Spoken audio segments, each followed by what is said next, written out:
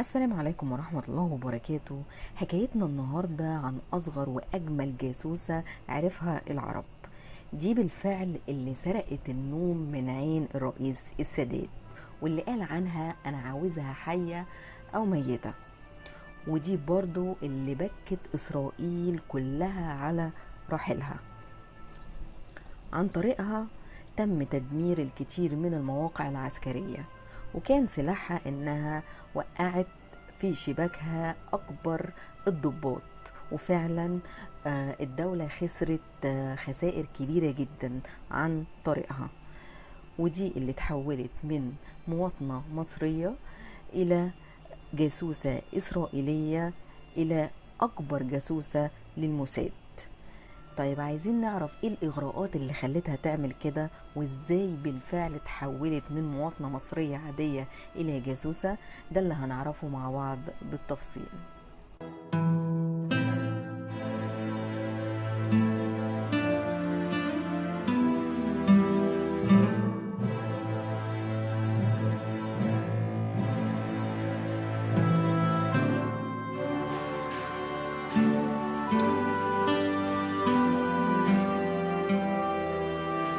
هبة عبد الرحمن سليم عامر هي من مواليد 1947 من عائلة مرفهة جدا. درست اللغة الفرنسية كلية الآداب جامعة عين شمس. كانت ذكية جدا جدا لدرجة ان رئيس القسم في الجامعة اقنعها انها تقدم على منحة وتسافر فرنسا تكمل بقية دراستها في جامعة السربون. وطبعا ده اللي ما كانش موافق عليه والدها، ولكن كان يتمناه أي طالب متفوق. بعد الإلحاح الشديد منها فعلا وافق والدها إنها تسافر فرنسا تكمل تعليمها هناك. هي أساسا من مواليد حي المهندسين، وكانت دايما بتكون موجودة في نادي الجزيرة. نادي الجزيرة هو معروف ان هو لأبناء الطبقة الراقية جدا. بالفعل انتقلت إلى فرنسا وتعرفت هناك على صديقة يهودية بولندية. الصديقة دي يعني قدرت ان هي تخش قلبها جدا وتمتلكها. عرفتها بعد كده الى صديق كان شغال في الموساد، وبالفعل اتعرفوا عليها ويحاولوا يعرفوا عنها كل حاجة. عرفوا عنها كل حاجة بالتفصيل، وقدروا ان هو يدخلوا جواها ويحولوها من مواطنة مصرية الى مواطنة اسرائيلية. وهي كانت عندها القبول التام انها تتحول وانها يكون عندها انتماء ليهم. الاول اشتغلت معاهم وقالوا لها انت هتجيبي لنا معلومات عاديه جدا عن الطلاب اللي موجودين لمصر عامه، وعايزين نعرف بس اهتماماتهم ايه، نفسهم في ايه، عايزين ايه اهم حاجه بيفكروا فيها. طبعا ده كان نظير من الأموال كبير شوية، وفي نفس الوقت يعني عمل بسيط خلاها حست بالأمان. طبعا من التحريات عرفوا ان في ضابط بيحبها جدا جدا بيعشقها، وهي ما كانتش مدياله اي اهتمام. اول ما عرفوا ان في ضابط بيحبها ركزوا جدا على النقطة دي. قالوا لها انت هتتحولي من الوظيفة اللي كنت بتعمليها لوظيفة تانية اكبر باموال طبعا اكتر.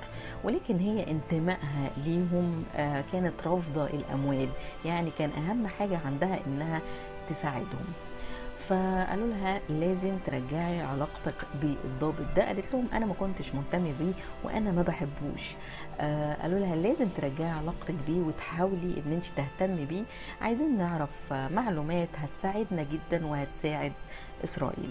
وبالفعل وافقت ونزلت على مصر ورجعت لنادي الجزيرة المقدم فاروق الفقي، وهو كان مدير لمكتب قائد سلاح الصاعقة المصري.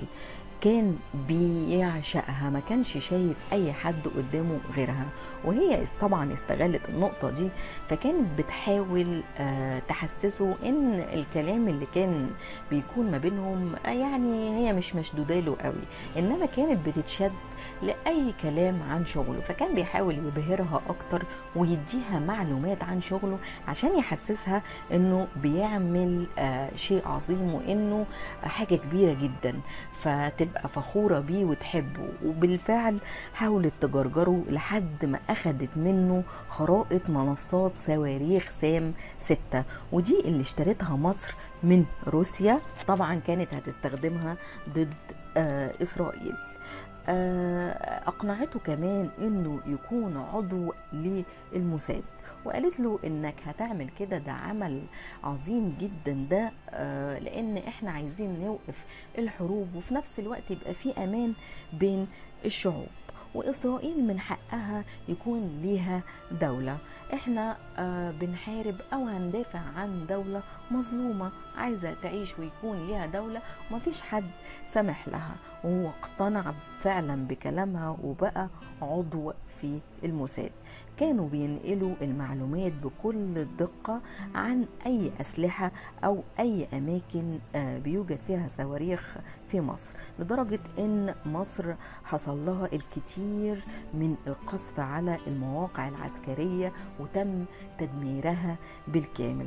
وده طبعا اللي خلى اي قائد عسكري يفكر ايه اللي بيحصل ده، ليه كل عملية تدمير بتحصل بالدقة دي وبطريقة متتالية. ده معناه ان في معلومات مسربة. المخابرات المصرية كانت شاكة بنسبة كبيرة جدا ان في معلومات بتتسرب لإسرائيل، وهو ده اللي بيخليها تاخد الإجراءات السريعة دي. وبالفعل تمت المراقبة بدقة جدا جدا وبطريقة سرية لحد ما وجدوا جواب مكتوب بالحبر السري، وفكوا الحبر ولقوا رموز وكلام مش مفهوم، فتأكدوا ان في حد بيوصل معلومات لإسرائيل أول بأول، وهو ده اللي بيخليها تاخد الخطوة السريعة دي. اتأكدوا انه الضابط المصري فاروق الفقي. بعتت له المخابرات المصرية ان في عملية خاصة وهو الوحيد اللي هيقوم بيها، وهو راح لهم بكل ثقة وامان. لكن بيفتح الحجرة لقى قدامه ضباط امن كتير جدا واستخبارات، واول ما شافهم قال لهم انتوا عرفتوا. وبالفعل يعني حكى على كل حاجة بالتفصيل، وحكى ان تم تجنيده عن طريق هبة سليم، وتم بعدها اعدامه بالرصاص. هبة كانت سافرت على فرنسا، فكانوا عايزين يتخلصوا منها في فرنسا، ولكن المخابرات المصرية أكدت ان هي لازم تيجي مصر ويتم اعدامها في مصر بناء على طلب الرئيس السادات. ففكروا ان هم يتواصلوا مع والدها ان بنته في خطر وهو كان موجود في ليبيا، وبالفعل تواصلوا معاها ان والدها في العناية المركزة وانه تعبان تعب شديد ولازم تنزل له.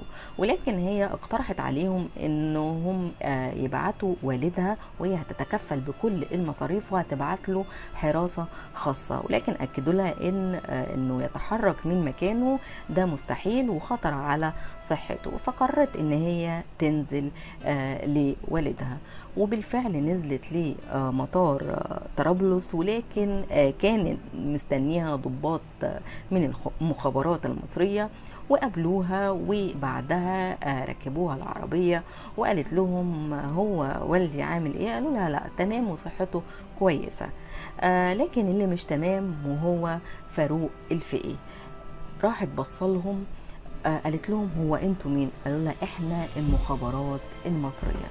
فطبعا فهمت ان هي خلاص انتهت، سكتت وجالها حالة من الإغماء، ولكن هم شالوها وركبوها على الطائرة ورجعوها تاني للقاهرة. وبالفعل تم الحكم عليها بالإعدام. وطبعا ده اللي عرفته إسرائيل، وتواصلت مع السادات إنه يحاول يخفف حكم الإعدام. والرئيس السادات قال لهم أخفف حكم إيه؟ دي خلاص اتعدمت. وسألوا هنري امتى اتعدمت، امتى؟ قال لهم النهاردة.